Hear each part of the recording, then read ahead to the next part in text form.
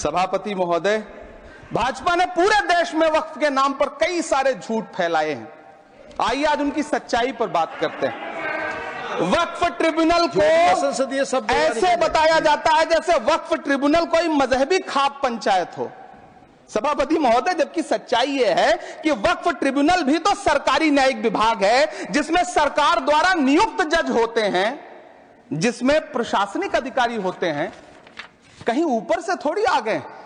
सभापति महोदय, देश के गृह मंत्री जी ने इसी सदन में कहा कि वक्फ ट्रिब्यूनल के फैसले के खिलाफ कोई कोर्ट नहीं जा सकता, जबकि सच यह है कि वक्फ एक्ट 1995 की धारा 83(9) के तहत हाई कोर्ट वक्फ ट्रिब्यूनल के फैसले की न सिर्फ समीक्षा कर सकता है बल्कि उसे बदल भी सकता है। सच तो यह है कि वक्फ बोर्ड खुद अपनी जमीनों के लिए कई सारी कोर्ट में मुकदमे लड़ रहा है।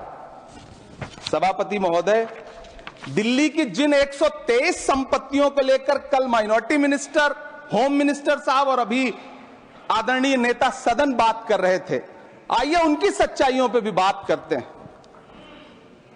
1911 में जब अंग्रेजी हुकूमत ने कोलकाता के बजाय दिल्ली को राजधानी बनाने का फैसला किया, तो रायसीना हिल्स के चारों तरफ जो मुसलमानों की ढेर सारी जमीनें थी उनको एक्वायर किया गया और लुटियन को इसकी तामीर की जिम्मेदारी सौंपी गई।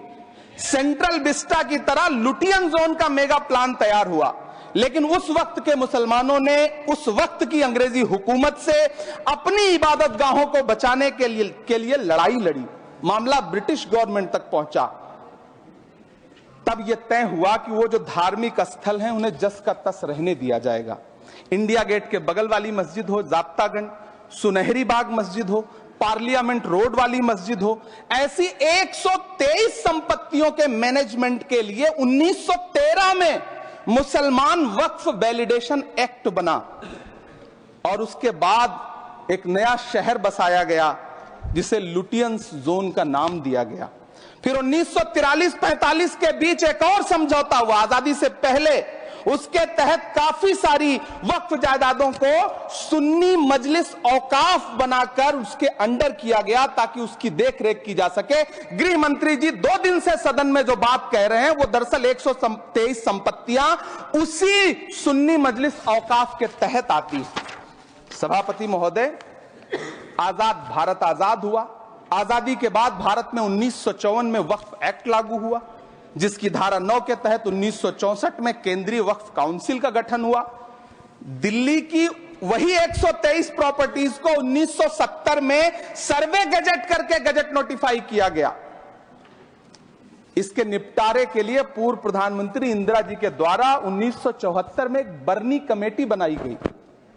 बर्नी कमेटी ने 1976 में इन 123 संपत्तियों को दिल्ली वक्फ बोर्ड की संपत्ति होने की रिपोर्ट सौंपी। उस रिपोर्ट के आधार पर 1984 में कांग्रेस सरकार ने उन 123 प्रॉपर्टीज को दिल्ली वक्फ बोर्ड को सौंपने का फैसला किया, जिसके खिलाफ विश्व हिंदू परिषद कोर्ट गई। मामला 2011 तक पेंडिंग रहा। फिर 2011 में कोर्ट ने सरकार को आदेशित किया कि इसका निपटारा करो। तब 2013 में तत्कालीन यूपीए सरकार ने दिल्ली की उन्हीं 123 जायदादों को बर्नी कमेटी की सिफारिशों के मुताबिक वक्फ बोर्ड के हवाले किया। यही वो प्रॉपर्टीज हैं जिनके नाम से गृह मंत्री जी कल से कांग्रेस को कोस रहे हैं। फिर आई 2014 में भाजपा की सरकार, जो तब से इन जमीनों को हड़पने की साजिश कर रही है।